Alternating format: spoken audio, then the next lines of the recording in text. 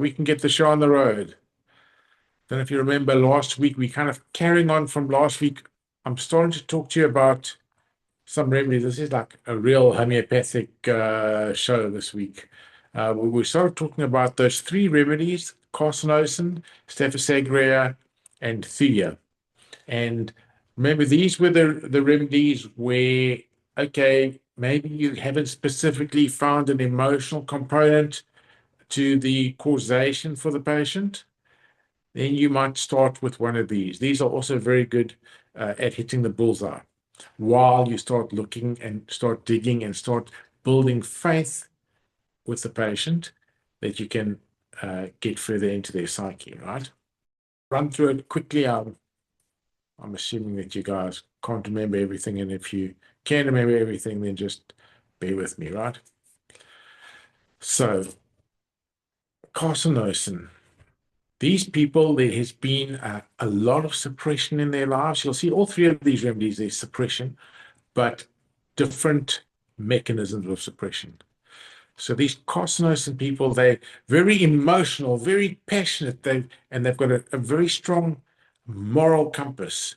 Okay. And this passion makes them work too hard, they push themselves too much, and we know that's how they get burnt out. All right.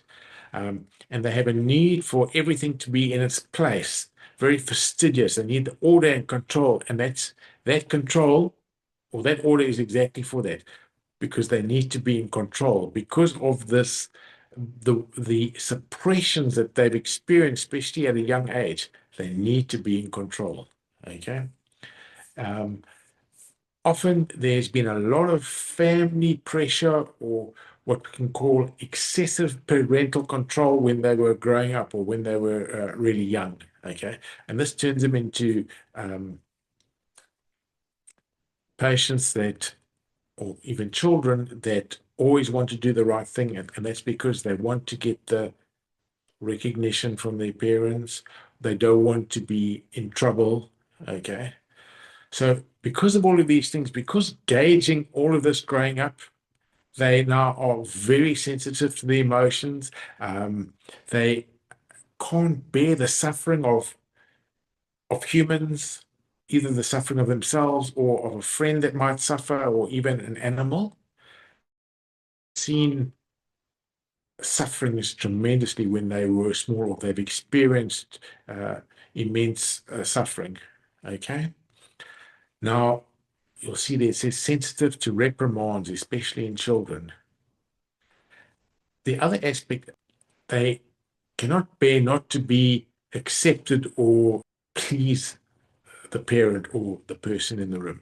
So, because of this, they can't bear the fact that they might offend someone. They want to always be right. They always want to walk in the middle of the road. And that can bring serious problems for them because they're always stuffing their emotional feelings down. Okay. You see, it says there, suppress the emotion, suppress it. Oh no, don't worry, we won't do what I want. We'll do what you want, because they don't want uh, confrontation. They don't want any of that. You see their ailments from repression, because they repress themselves all the time. But don't worry, it'll be fine. We'll go what you want to do. We'll do what you suggest, because everything must be happy. They can't bear the blow up that occurs. So as we've said, in their childhood, they suffered a lot. They can, or there could have been sexual abuse, but there's very stringent boundaries, and they always want to please the parent. And, maybe it was a broken home, and they've had to bring up their sibling, and they've had to do certain things. And because the parent was very stressed, they would often get into trouble. So they can't bear that. All right. Spoken about the anxiety, about health, and you see there's cancer in brackets, and that cancer comes up because of all the suppression that they've always done. Hey, I'm fine, don't worry. And they're not fine, but they put that face on. Interestingly enough, they love thunderstorms, easily distracted, difficult to concentrate. You see, their music aggravates them and it can cause them to weep. It brings the emotion out. Why do they love dancing? Because they can express things then. They can release all that pressure, all that repression. So it's a very deep acting remedy. I probably didn't need to put that there. You probably determined that by everything that I was saying. Okay. And this is why it is so good for autoimmune disease, because it addresses the terrain. You can see there a long-term emotional suppression. You might have a patient who is adult now, but all these tendencies started from a very young age, developing into that perfectionism. And why do they need to be perfect? Because something can't be found wrong, because maybe then everything wasn't right. Their room wasn't tidy. They didn't get good grades or good enough grades at school, right? So their body is in a continual fight or flight mode. Does that bring a remembrance to what we've been talking about with the fight or flight and that autonomic nervous system that is stuck on go, go, go, leading to the exhaustion? Right. So we see the ancestral trauma and the chronic stress. So it's working on the past aspects, the miasmic aspects. Well, actually, it works on all three of them, right? And that's why it's so good for autoimmunity.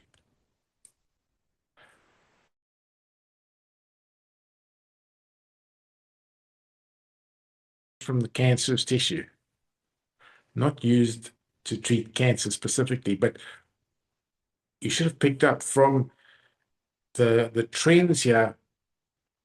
Often patients with autoimmunity can go to a cancerous diagnosis because they keep suppressing everything. It's an anti-miasmatic remedy because of all the suppression, because of all the control, because of all the hyper responsibility and all these emotional burdens that just gets forced into the box and can't move out. And then it can also be used constitutionally, because you can imagine if you release these emotions, if you release the suppression, it releases the internal pressure. It's like, oh, okay, I can kind of be more me. All right. A real good example would be insomnia. It's very good for insomnia. Well, you might say, well, insomnia, no, I thought we were talking about autoimmunity, not being able to sleep. Shut down. I'm going to regenerate myself so that I can get up tomorrow and start working. Also, when you go to sleep, it's time for your brain to shut off. It's time for all the actions of the day to slow down. Now, why does that not happen often if you need carcinosin? Because you haven't processed something. Okay, something has worried you a lot. Okay, the way that person spoke to me in the lift, offend them? Didn't I offend them? What are they thinking of me? So the person will stay up at night, worrying, thinking about these things. Okay, it overtakes their brain, so to speak. Okay, they major on a minor there. So when you give the carcinosin remedy, it puts that back into perspective. Oh, no, in the lift, it wasn't a big problem. I can go to sleep. So they're not beating themselves up as the trend is. Why is it so important in autoimmune conditions? Because it addresses the root terrain. Remember, previously we spoke about the terrain theory and the germ theory. And if your terrain is strong, your autonomic nervous system will be strong, your defense mechanism will be strong. Okay. But the terrain of a carcinosin is this perfect box that everything is in. Because, and how do they keep it that way? The perfectionistic attitudes. They are always self-sacrificing. Okay. Well, I really want to go and watch this movie tonight.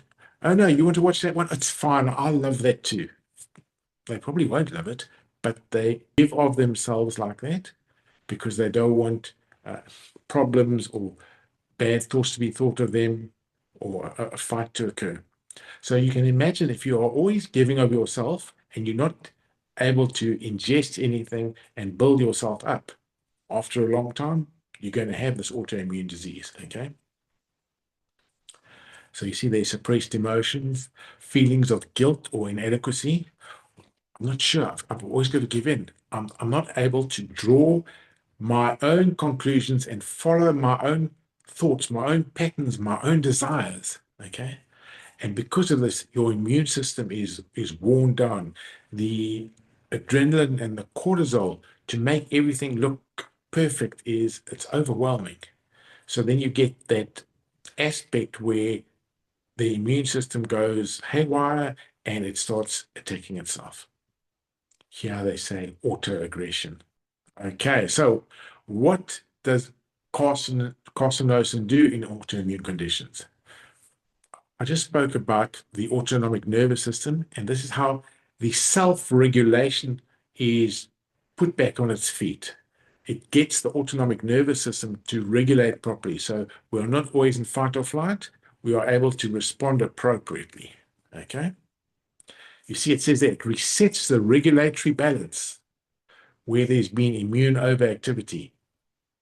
Not just normal immune overactivity, but immune overactivity from emotional rigidity or emotional suppression or emotional or ancestral trauma. Okay. So now let's talk about this ancestral trauma or early life trauma. Remember, we spoke about that it's often from childhood where they've had to be super responsible. At school, they're high achievers, they get good grades, and it's because they want to, for instance, make their parents happy or they don't want problems from their parents, so they make as if they are perfect. Okay. And those are good emotional patterns that we're talking about, but also you can see that in physical patterns. So it's the history of cancer, diabetes, TB, even mental illness. It's all got to do with the suppression. We see an early history of trauma, such as abandonment. So they've been abandoned or abused or neglected, and they take it on. There must have been something wrong with me. That's why I was abused, or I was abandoned because I wasn't pretty enough, or I wasn't sweet enough, or something like that. So they are continually trying to be this perfect person to get the love from the parent or the authoritarian figure. And the way they do this is over controlling everything. So how does this look? Well, you might not even know that the patient needs carcinosis. If you just see them, you might just see, wow, they've got it all together. How do they manage to do all that work in one day? Or how do they always manage to look so perfectly groomed? Okay. Um, or always know how to say the right thing. Or you'll think, wow, I can't even do the job as efficient as that. And you're thinking like this person's like a Superman, all right? And that's how it might appear on the outside, but actually they are exhausted on the inside, okay, because they're putting all of that energy out, but it's a false mirage, if I can put it that way. They are going to crash and burn. The autoimmune disease is going to take them because of that. All right. Now, what type of person are they? They very, very sensitive, as you can appreciate.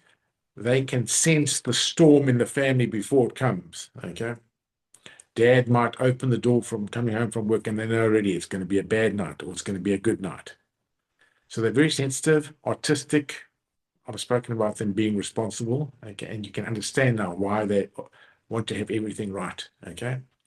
And they don't feel safe to express what their needs are, or another way to put it is their vulnerability. They can also experience an autoimmune flare. Okay, that's so we talk about that in the physical. Oh, I'm having an autoimmune flare. All of a sudden, my joints are sore. Okay, or all of a sudden, I'm super anxious. And this occurs when there has been maybe an emotional blow up or an emotional stress. Internal conflict between their duty and their emotion. So what that means is I have to I have to finish all my history homework, or I have to um, do X, Y, Z house chores. But there's this conflict because I can't, because I have to do the dutiful thing, because if I don't, there's always repercussions. All right.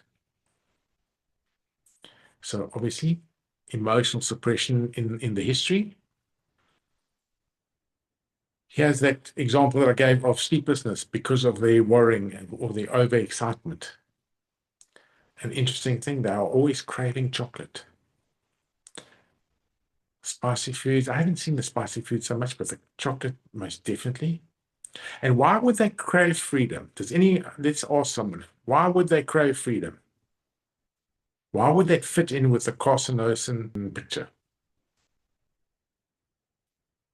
Anyone can put their suggestion in the box. Yes, to be free of the control. They want the freedom because they have always been in this box, and that's how they relate to everything. And it's always like just a dream. Imagine if I can just be free and do what I want. Okay.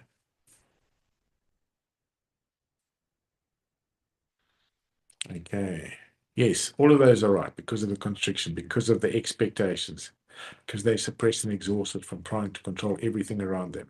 Yes, all their duties, everything like that. You guys are a bunch of sharp people, huh? Okay, let's see. Now what? So we look at the autoimmune conditions such as rheumatoid arthritis, lupus, and Hashimoto's, and you see after long-term stress or grief. Fibromyalgia, and the symptom picture jumps around from the neurological, nervous system to the hormonal system to the skin. Here's an interesting last portion there. Many past suppressions, obviously we know that, but vaccines, antibiotics, and emotional traumas. So this could also be thea. So how would you differentiate? Why would it be more carcinosin than thea? They both have suppressions. Thea is very well known for vaccine and antibiotic problems. You've got to try and ascertain why carcinosin or why thea.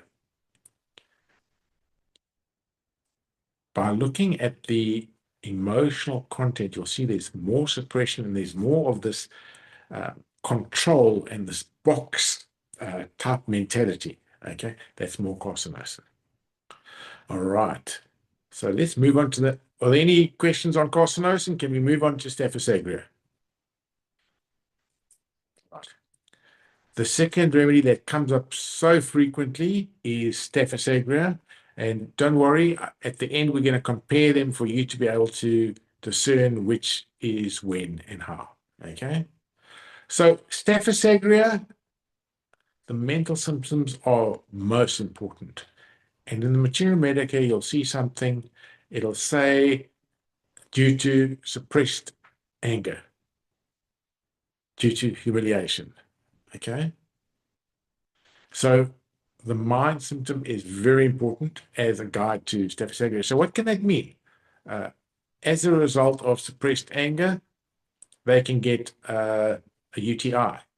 As a result of suppressed anger, they can get a skin condition. As a result of suppressed anger, they can get a diarrhea. The suppressed anger is the trigger. The manifestation is determined by which organ is the better way to off-gas it, if you understand what I'm saying. Okay. So they're excitable and they're easily aroused to anger. Something happens and I get very angry, but you won't know it because they keep quiet. Okay. So here's the thing: they can get easily disturbed and excited on the emotion, but they won't show it. You'll see there it says pent up wrath, suppressed anger, and suppressed feelings. And often the reason is because they don't feel like I'm worthy enough to say my say. That thing really pissed me off. That thing really made me angry. But I'm going to smile and wave. Okay?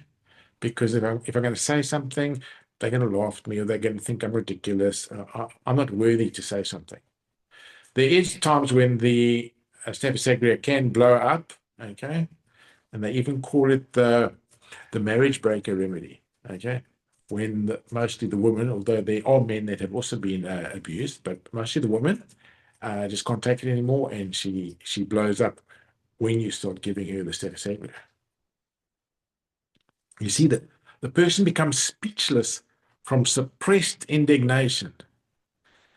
So you might say that the cheek the person was able to do that. I'm so angry, I'm livid, I'm like almost quivering, okay, with this indignation.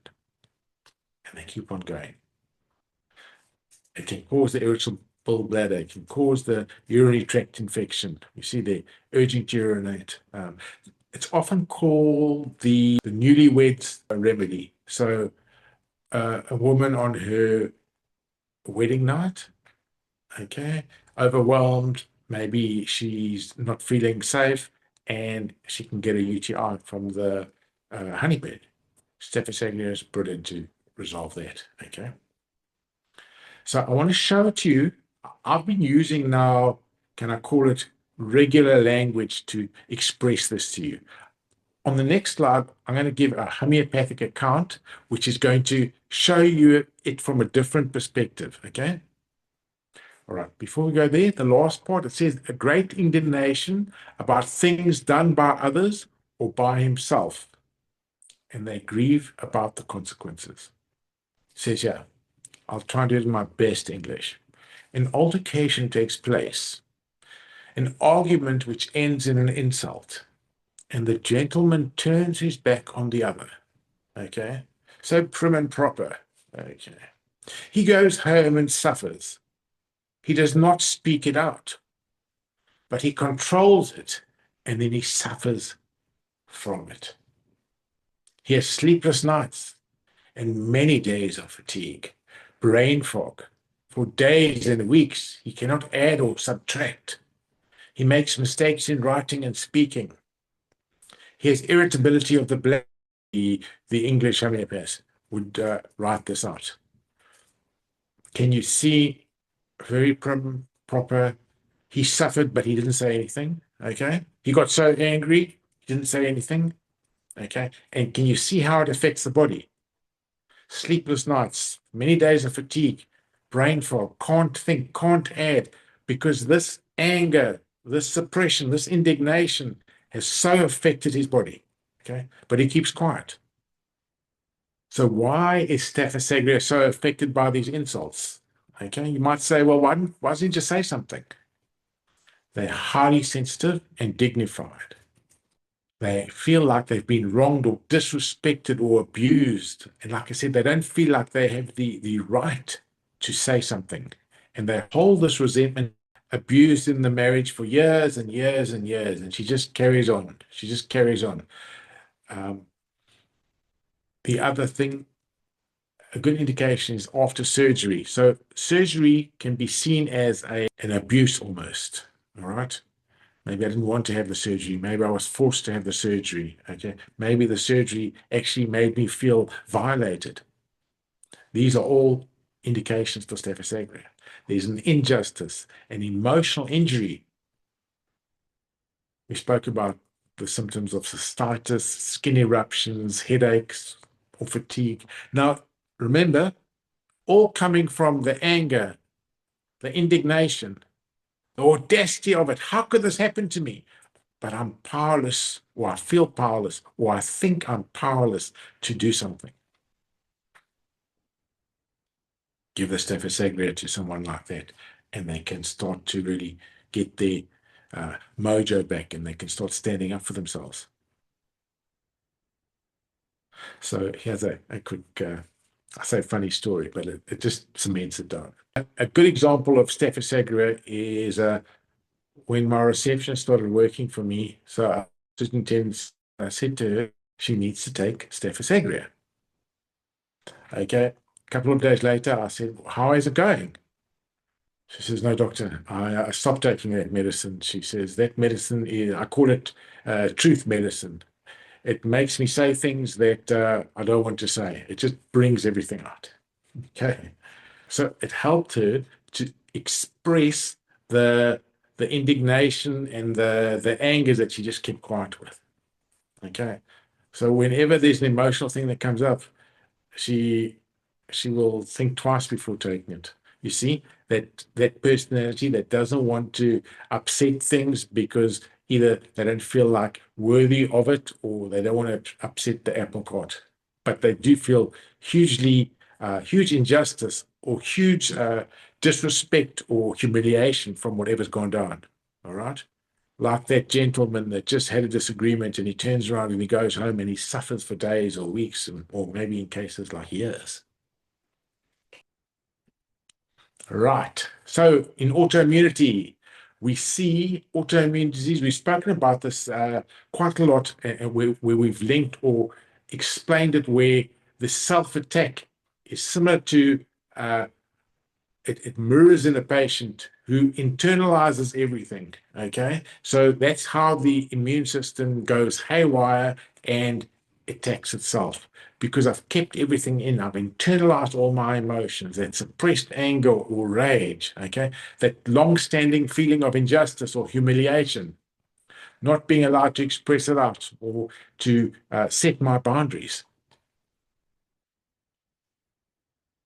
So the Staphysagra is known for pleasing others, even though they are hugely offended.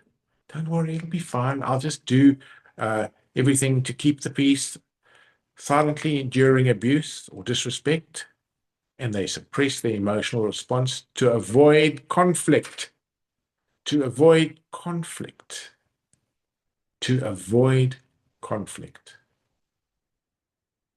No, it wasn't a problem with the tape. I said that 3 times for effect.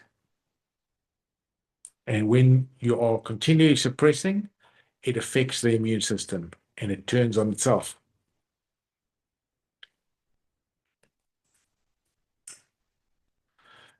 Indicated after sexual, emotional, or psychological abuse. Here's the crux, because there can be lots of remedies for that. When the person has not processed it or spoken about it, i.e., that gentleman that just turns around and goes home and gets his brain fog and can't think and can't sum and is in a terrible state. Okay.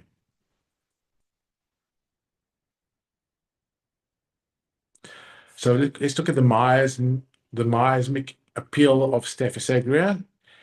Staphysagra works on 2 miasms. The cancer miasm, that's the self-denial, the guilt, and the perfectionism. And then the psychotic miasm, which is emotional suppression and shame. So psychotic and cancer miasms are very closely linked to autoimmune diseases. So where the where the immune system is dysregulated because of the emotional suppression and the emotional conflict that continually goes on and continually goes on.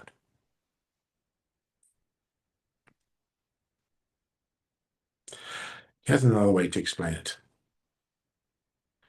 What is not expressed is impressed. So I say to you, I'm so angry with you, Polly, because you did X, Y, and Z. Okay. Or I can just keep quiet. So instead of it going out, it comes in. So if the rage is not expressed, it imprints on my body.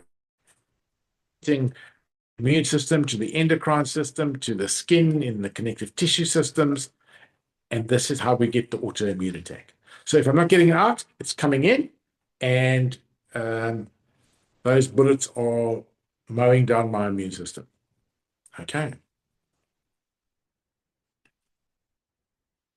So we use Staphysagra where there's been autoimmune manifestation after emotional suppression or trauma. We look at Hashimoto's, rheumatoid, lupus. That was very similar to carcinosin, right? Now we've added in psoriasis. Remember, we spoke about the skin. So never well since a breakup or an insult or a humiliation. Remember the gentleman that turns around and goes home and suffers.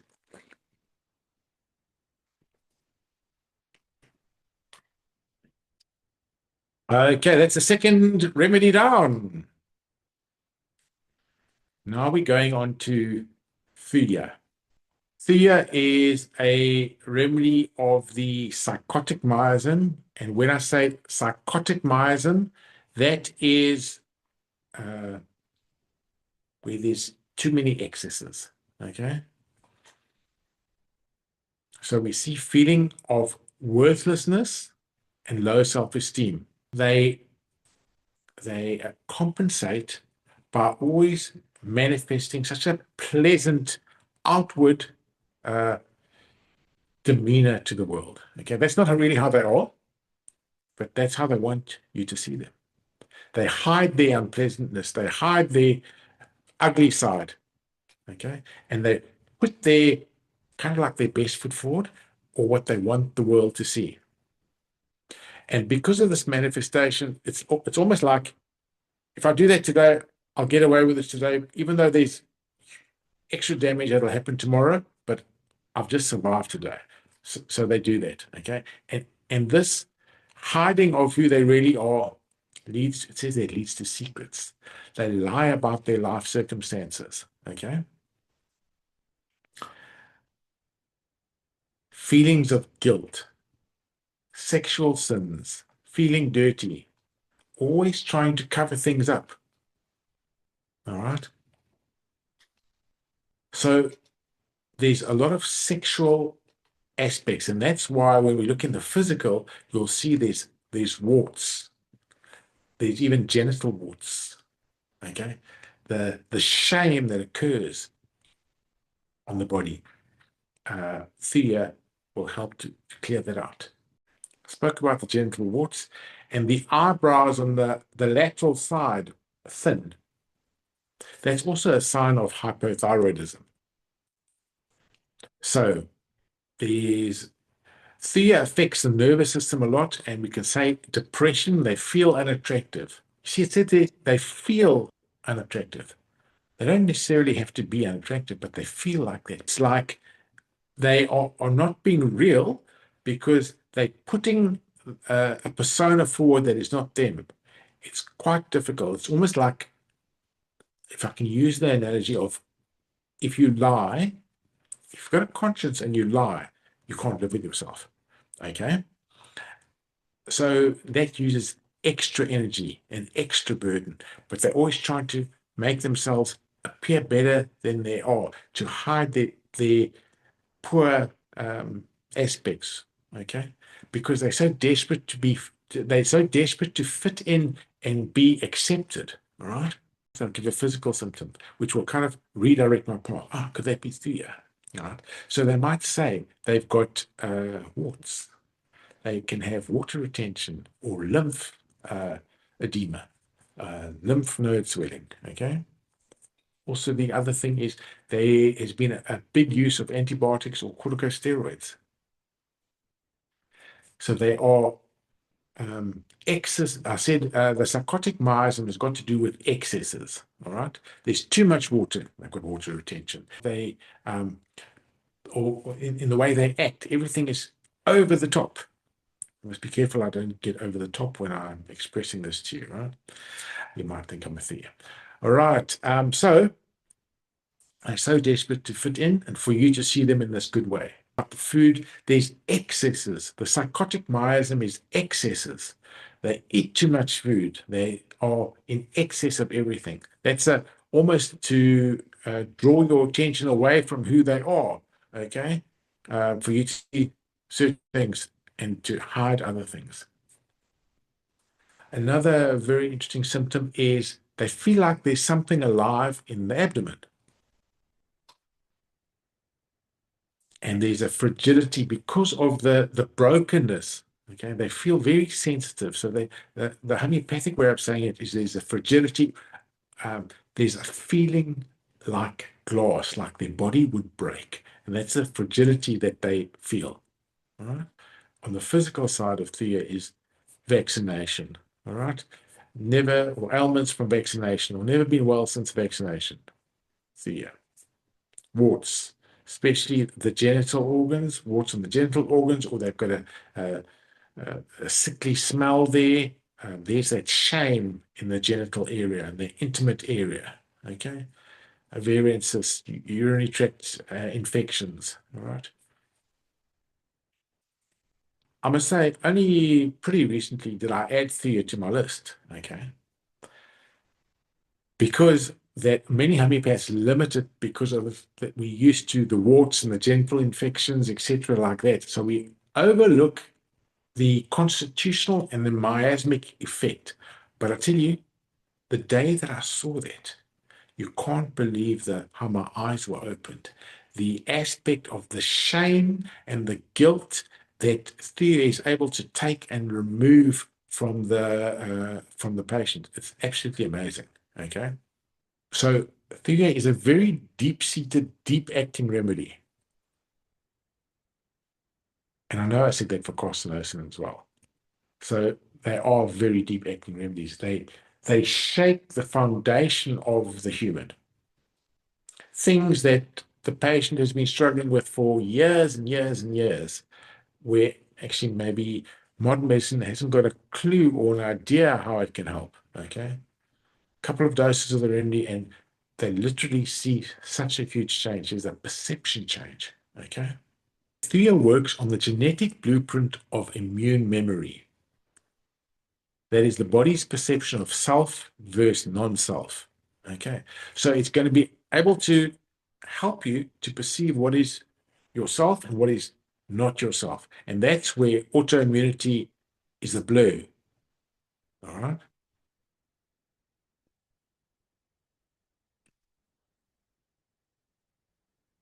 So autoimmune diseases often manifest through the psychotic miasm. Now, what is the psychotic miasm? That is the overgrowth, the excesses, the suppression, the distortion of function. So if the practitioners don't look so much into the psychotic miasm, they might miss it. So we see there hyper reactivity, hidden suppressed symptoms, guilt, shame, secrecy, secrets. Okay. They perceive them, what they put forward is not who they really are. So you've got to really look deep into the Thea Materia Medica to be able to see these things, but they've got some complex psychological layers. If I look at the religious guilt, okay, because they've got this, can I call it the sin, or they think it's a sin, or what they've done is irreparable, okay, they've got this guilt. Like, this is where the separation comes. They will go out on a limb to show you the opposite. All right. So I'm going to be an altar boy in the church, okay? Because I feel so bad. I have to do something that is super good, okay? And this is how you get that duality happening, okay? They overcompensate like that because of the shame that they went through or the abuse that they went through. They have a dual identity. And often with it, there's a lot of delusions. They think that they are something, but they're not. And they move your attention off who they really are and make a thing that they think you're going to like, a persona that you're going to like. Okay.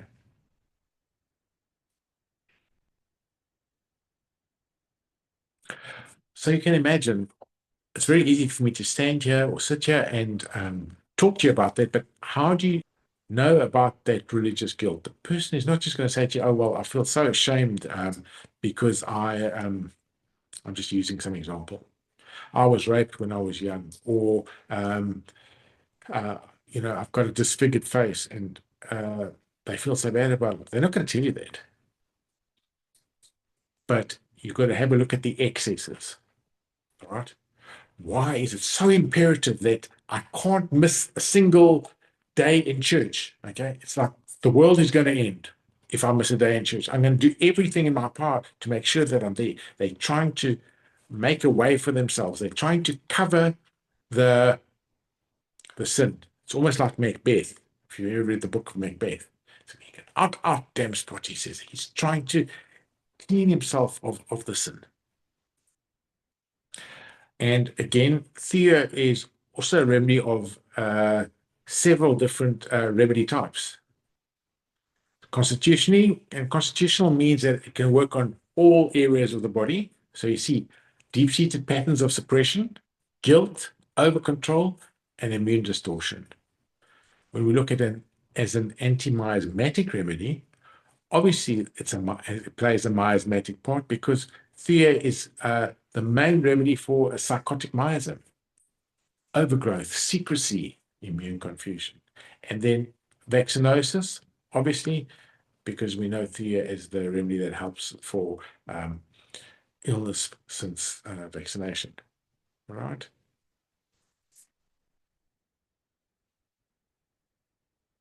So why is it important in autoimmunity?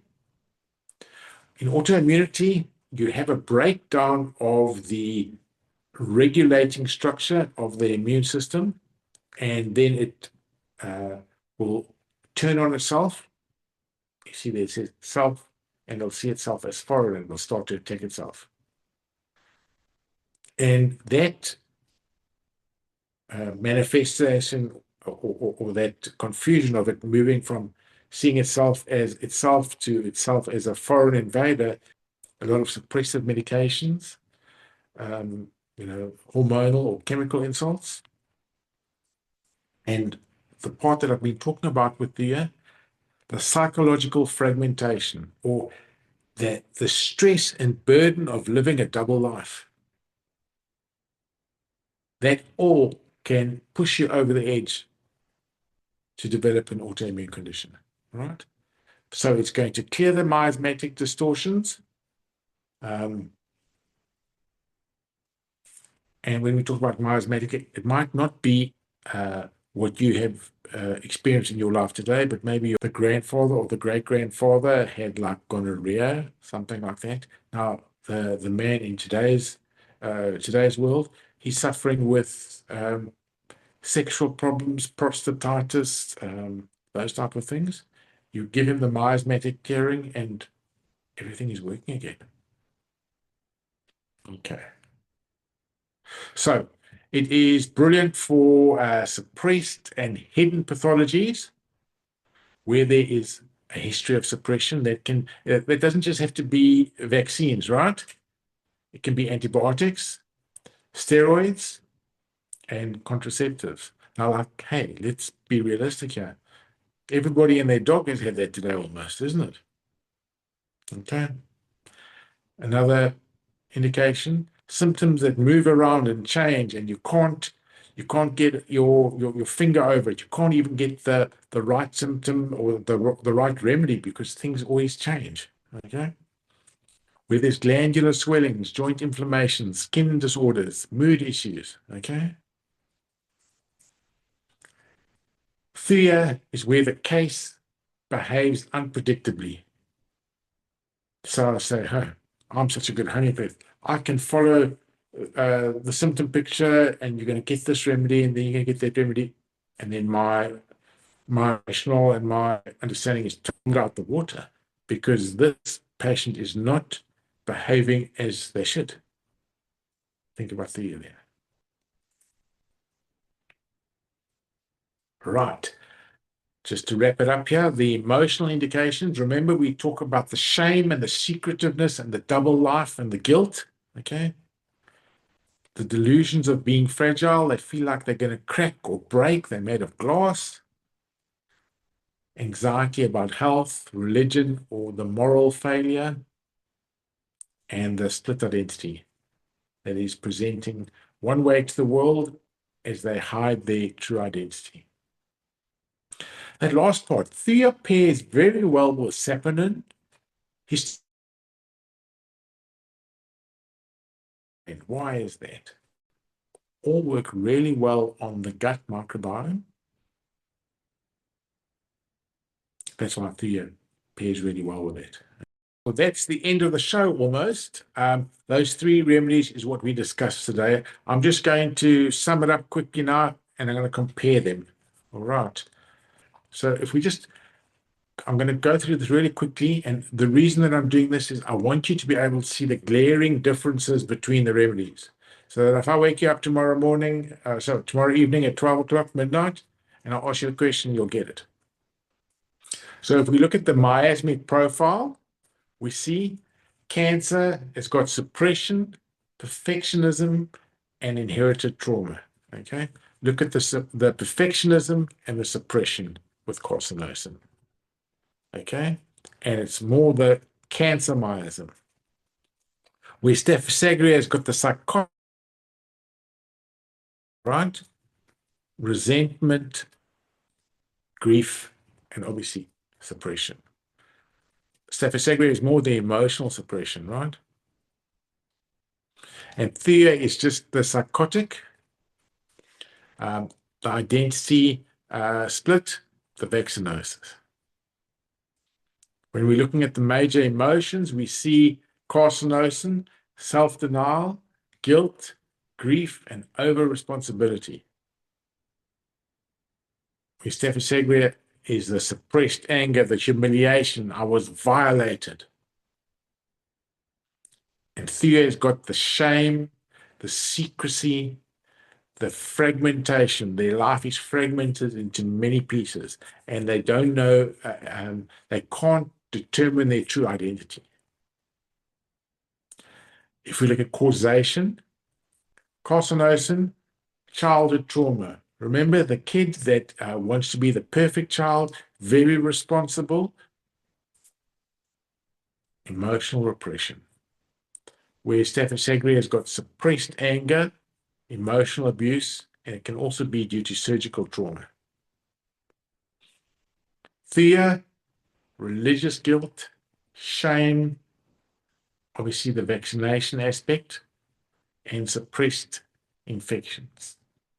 I suppose they're talking there about you can have sexually transmitted diseases, but even, gut infections where they just give the antibiotic. If you've got a gut infection or a bacterial infection in the gut and you might have diarrhea and you're just going to give an antibiotic, you haven't resolved the issue. So when we say suppressed infections, that is suppressing an infection, actually. Looking at the mental state, carcinosin is highly responsible, perfectionistic, wanting everything to go according to plan because then there's no chance of them getting into trouble or being blamed. Okay, and because they're on high alert all the time, they are exhausted. Stephosagria, deeply wounded but silent. And it says they're compliant, so they will do what you want to do because they don't want problems. Clear, secretive, confused identity, and the dual life. Carcinosin's physical expressions: chronic fatigue, fibromyalgia, rheumatoid arthritis, lupus, and MS. Stephosagria is more Hashimoto's, pelvic autoimmunity. Okay, you see the UTIs and also post-surgical immune flares. So, as I spoke, I said with the surgical problem, it can be a humiliating thing for the person. How would you see a carcinosin, the appearance or the constitution? Fine-featured, artistic, delicate, okay, and they crave chocolate. Stephosagria is also sensitive and refined, refined features. And Thea, pale and oily skin with warts, lymphatic stasis, cold sensations. See, everything's coming out on the skin.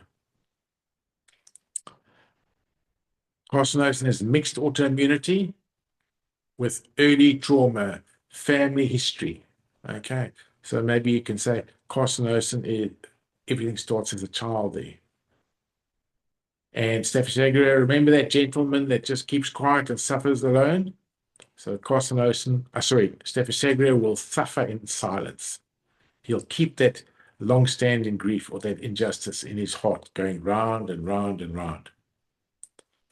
And Thea, we talk about the distorted immune picture, the warts, the tumors, the vaccines, the trauma, and the lymph issues. So, yeah.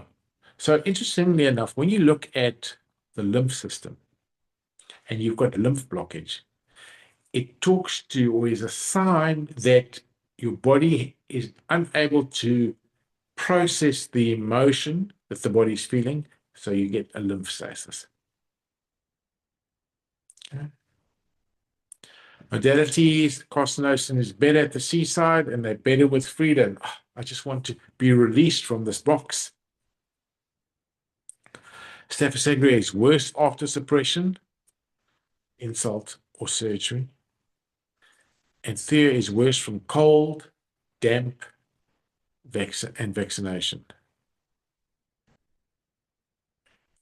So you use carcinosin in deep constitutional balancing and trauma terrain clearing.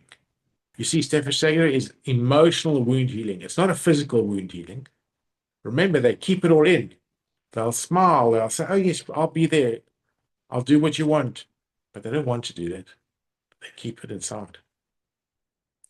And then Thea is the miasmic clearing, especially for vaccinosis or the vaccine, and hence the immune distortion. Okay. So you in your own time can go and have a look. I think there's two Instagram posts on Thea where I talk about Thea. I think that'll be quite interesting. And then I've got a YouTube video I'd like you to watch, especially. So now I'm assuming that there's a lot of people here that might have autoimmune conditions. Take it in line with all the suppression and all the psychological worries and stresses that your emotional body goes through, and listen to this motivation. God is always with you. Okay. So we're down to the Q&A. Are there any questions? I'm sure there can't be questions. I answered everything so brilliantly today. Okay, let's see. Arb says, does suppressed infections of Thea mean it's caused by using antibiotics to suppress the infection? Okay. When you use antibiotics on let me go back. So we've got a gut, and for example, you've got a E. coli infection, and you've got diarrhea because of that. Now you're going to take an antibiotic, which is going to kill a lot of the E. coli and a whole lot of the other gut bacteria. Your gut microbiome is not going to be in balance. And often what we find there is that in the mucus, etc., the E. coli has not been totally cleared. So that is from the antibiotic perspective. Now, a week later, a month later, 2 months later, your gut is not back to normal. And remember, about 70% of your gut is where your immune system is held. So your immune system has not been corrected properly. And that can go on for weeks, months, years. And wow, now I've got a leaky gut. All right. Now I feel what is one of those symptoms of Thea. It doesn't necessarily have to be this way. I feel like there's something alive in my abdomen. Okay. I mean, it can just be a parasite that is alive in your abdomen. So you haven't cleared the infection as the immune system would clear it. You can give Thea for that then. Casey says Thea pairs well with, so often you can look at psychotic remedies. Maybe some medorrhinum. Okay, maybe even some vitilaca with the swelling of the lymph. Vitilaca is also good for the swelling of the lymph. Catherine says she feels a bit conflicted about carcinosin. I can see it as a child, but as an adult, Adults get to choose how they respond to people and what they will and won't do. As an adult, gets to choose how they respond to people, yes, but if you don't know how to respond to people, you might do half of something, you won't do it all. Okay, and that's the suppression part.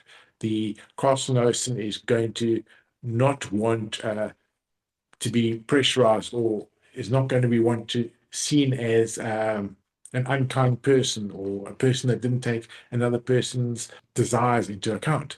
All right. So that's what we're talking about. The adult does have a choice, but if you are carcinosin adult, you don't always make those choices.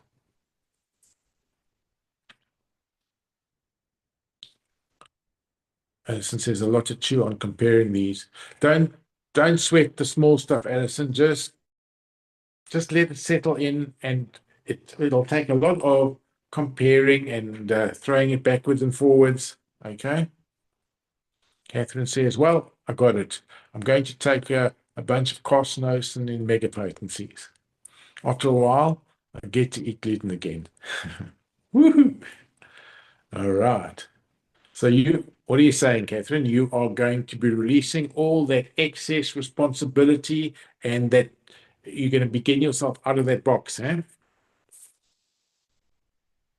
And Polly asks, can staph be used for old traumas or mostly just emotional issues?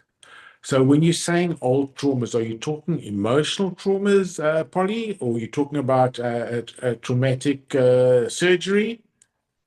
If you can be a bit more specific, it might be great. Could be either one, actually. Yeah. I mean, I'm looking back in my own life. I've got a ton of, I can remember going under surgery and thinking, oh my gosh, what's going to happen to me now as a Mm, kid? okay. So there's that. Yes. Yes. So remember the staph, it's not like this, but if I can just blow the expression up for you, it's like, I'm going to hold you down, Polly, and I'm going to operate on you. It's like such a violation. It's like such a humiliation. Okay. Maybe that's similar to what you said. Like, oh, what's going to happen now? All right. It's that type of feeling.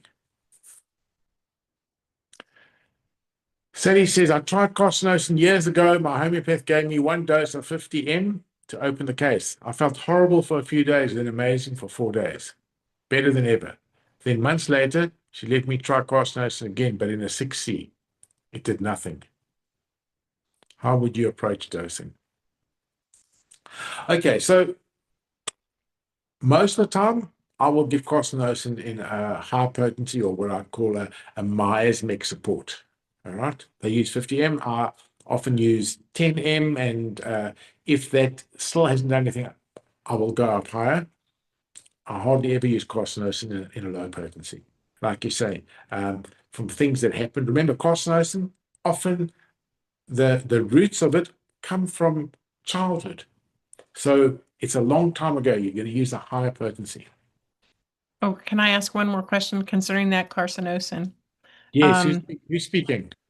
it's Polly. Yes, If Polly. you have had cancer in the past, would you Mhm. approach it the same way? Are you asking if I give carcinosin if you've had cancer in the past? Correct. Would you approach the same dosing if you've already been through cancer physically in the past? Okay, so tell me what you mean by I've gone through cancer. I've gone through cancer. I've been surgically operated on, or I've had the traditional treatment, and I'm clear of cancer. Oops, correct. I've had cancer. I had it removed, didn't go Mhm. through chemo, Mhm. but I'm living with the results of that. Okay. So let's just break it down a bit. Uh, I was diagnosed with cancer, and wherever that cancer was, they were able to resect and surgically remove the tumor. Am I correct? Correct. Okay. So what did they remove? They removed the physical mass of tissue. How did that cancer start to be? It doesn't start in the physical. It starts in the emotional. So that would be great.